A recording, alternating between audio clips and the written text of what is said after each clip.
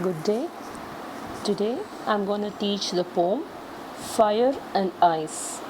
This is also written by Robert Frost, who wrote Dust of Snow. This poem represents different thinking of people about our earth. Each one of us have different kinds of characteristics. One is very calm, or the other is very, very rude. Calmness also can destroy us.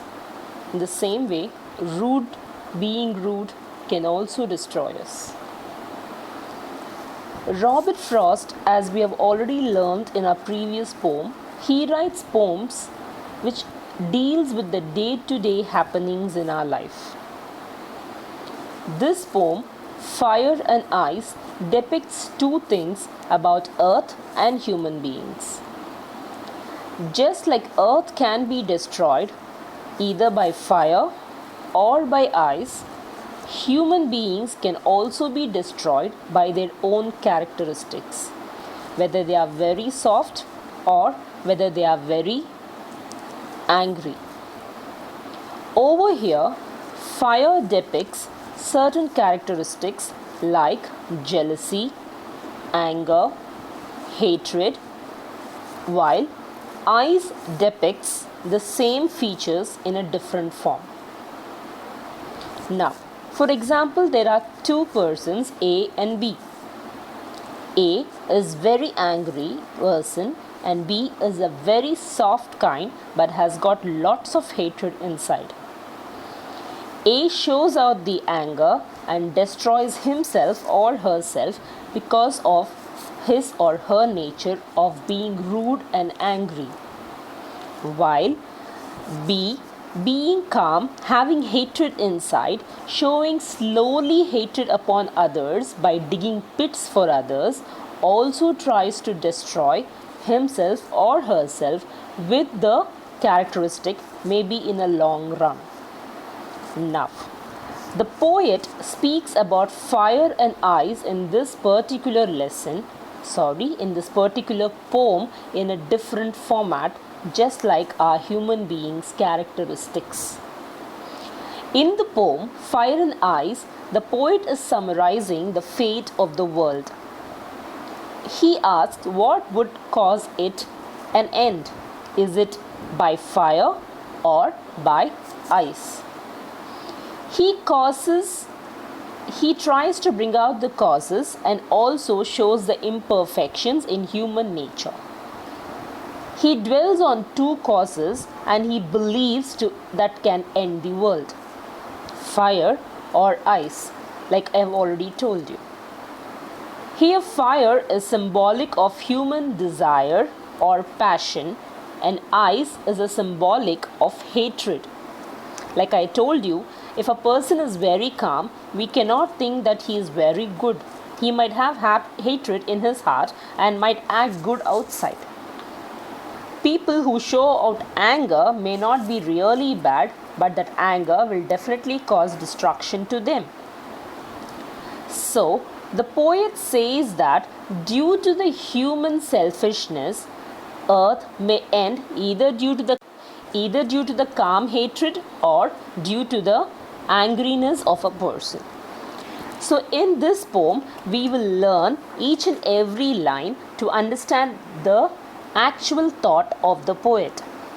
The first two lines go like this: some say the world will end in fire, some say in ice.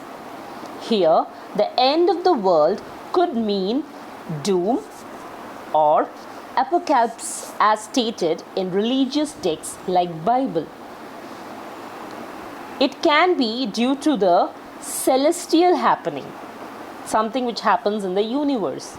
Earth may get destroyed by some asteroid or a meteor. Someone earlier said, like an astronomer, that Earth may be destroyed by an asteroid, which is very, very hot. It could also be a natural calamity which usually happens on Earth, drought or a tsunami. So over here, the over here the poet says the earth can be destroyed by the natural calamity or by the human-made, man-made destructions by cutting down trees, which results in various forms of destructions. So the poet demonstrated the reason for the destructions in two major schools of thought. He says one in favor of fire and the other in favor of ice. Just like I told you, take two people, a group A and group B. Group A thinks that earth will be destroyed due to fire, and group B thinks that it will be destroyed by ice. The second three lines goes like this. From what I have tasted of desire, I hold with those who favor fire, but if it had to perish twice. Now, the poet knows what it means to have desires. You know what is desire? To have an extra thought or wish over something. For example, you're hungry. If you want to have rice and dal, that is your necessity. But for your hunger, if you want to have pizzas and burgers, that is your desire, something which is not needed. When you have desires, you start thinking more of something which you should not. When you do that, you tend to destroy things around you because you get into things like greediness. So from his knowledge and experience of this feeling and the havoc it can cause in a person, havoc means the trouble, the thoughts, overcoming thoughts in a person, he is saying that if you agree with the necessity, then the earth can be saved, you can be saved. But if you go with the desire, destructions are bound to happen. For example, a small house is enough, a small office is enough. But when you destroy the forest and try to build buildings there, you are actually leading a path to destruction. Fire is used in reference to the animal tendencies in us. Now, why did he say animal? According to me, animals are more sensible than human beings. They do not attack a person without a reason. But it is human beings who attack each other without a reason. So he says that when something goes beyond our sense, we try to behave like an animal. We don't know what we are doing. That happens when you are having extra desires. So he says that fire is equal to desire. So the earth can be destructed due to fire, which is equal to our desires. He says that we commit mistakes, we commit sins, and then we run after our desires. We do not see that it can harm other people. So he says that not only people, everything around, animals and plants. You cut down the plants, animals are harmed because of that. Excessive emphasis on desires is what keeps us from experiencing pure joy and bliss. Bliss means blessing. Whatever you have, if you feel happy about it, there is no problem, right? When you see something very good outside, you want to buy that and you are not able to buy it, you try to get a kind of hatred within you for nothing, which actually destroys your peace of mind. The next three lines go like this. I think I know enough of hate to say that for destruction, ice is also great. So now the poet says that he has also experienced the negative feelings like hatred. See, hatred need not be like take a knife and go and kill someone. You can have hatred inside you and you keep thinking bad about someone also actually destroys the opposite person also and your peace also. So you are destroying yourself first to destroy someone else.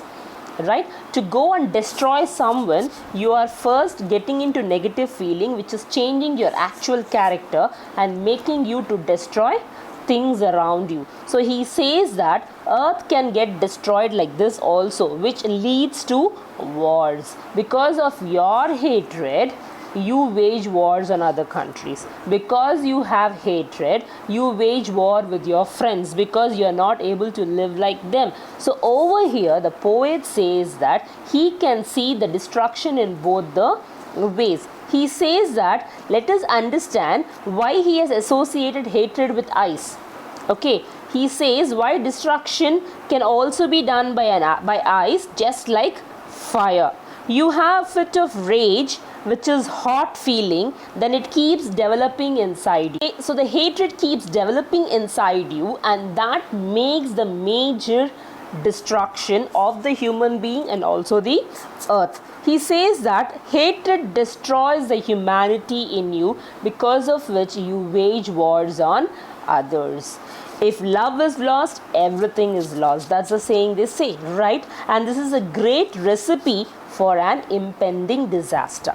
So he says that when you have so much of hatred within you, you need not show it outside, but you're developing it inner and you're trying to show it on others. That also destroys people. He says, earth, how is earth formed? It is because of you only the earth is there, right? See, earth is already there, right? But you make earth a better place to live in with lots of love and understanding. But when you fight with each other, earth is better without people on it, just like any other planets. So the poet says that you are destroying earth, but you do not know that you are destroying yourself. Earth can regain its shape again because it is nature, but you cannot come back from death once you kill yourself or kill others out of hatred. So then the last line, one single line, he says, and would suffice.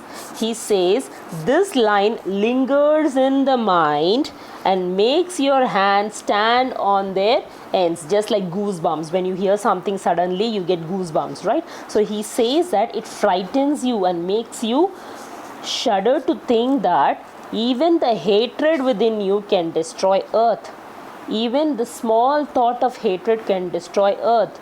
See, now we are sitting inside home, a small virus is giving us so much of shivers. Yes or no? So this tells us that if we do not come out of anything, any problem within us, if we do not sort it out, if we do not sit and understand, analyze it, we will actually destroy ourselves first. Leave earth.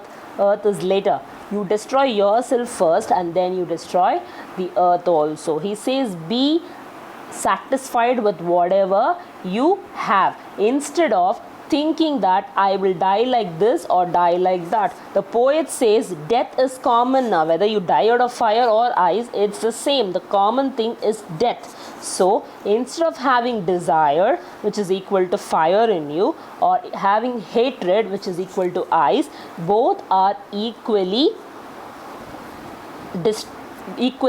destroyable. It destroys you. So the poet says that why don't we understand the fact that desire and hatred go side by side, just like a track of a train.